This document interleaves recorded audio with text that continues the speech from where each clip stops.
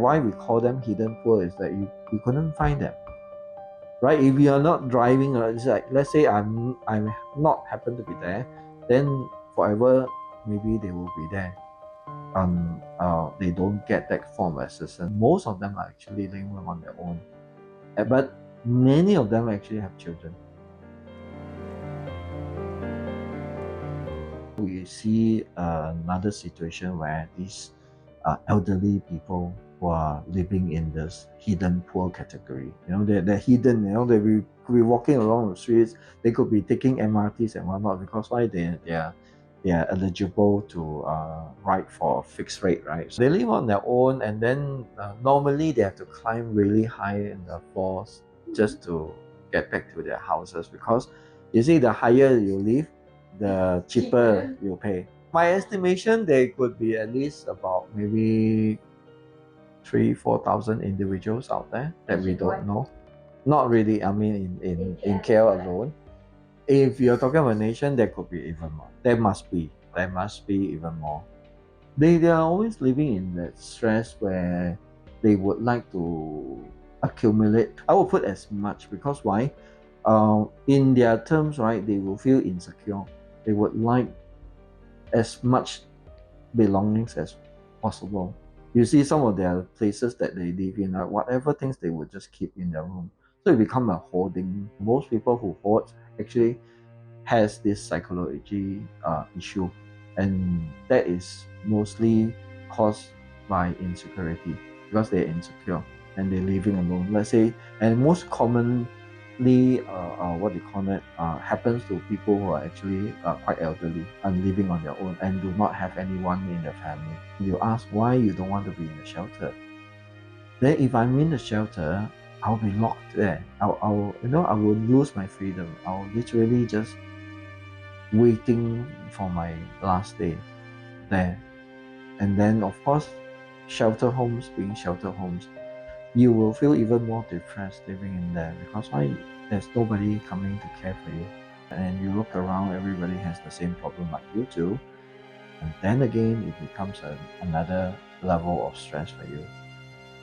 Yeah, some of them actually, you don't be surprised though. They have some form of income apart from just receiving handouts.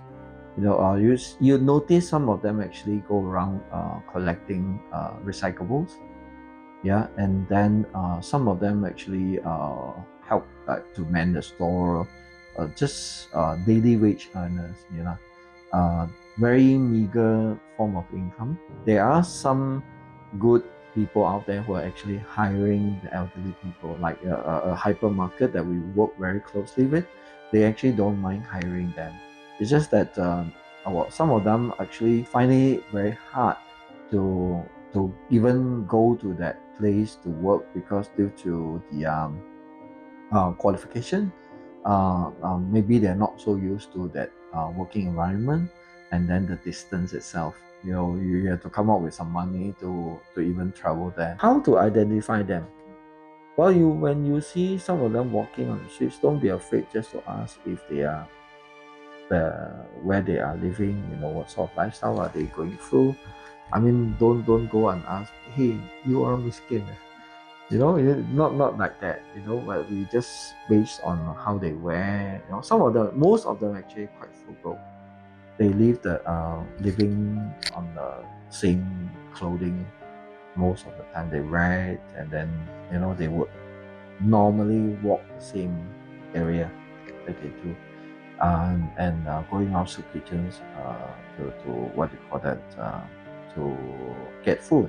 And if they do see some of them loitering around the area, they can actually connect them to us or connect us to them, um, so that we can find more help. By 2030, we are going to be in an even more difficult situation, because we are turning into an aging society.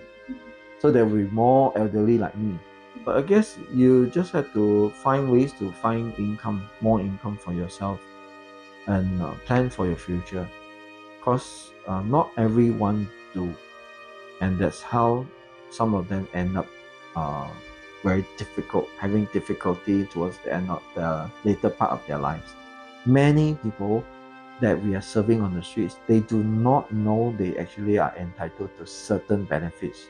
So it's like work your way up, try to get as much money as you can for now, plan for your future, spend wisely. If you have spare income, you can try invest into something that is more what you call it, feasible and more safe for you. Like, you have the Amana Sahams and whatnot, right? At best, do not withdraw from your EPF. There's a reason why people do not want to withdraw money out from their EPF, because they want to live longer.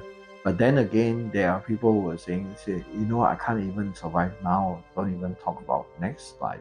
So the advice is you seek help from the government and see how or what sort of programs that you are actually entitled to.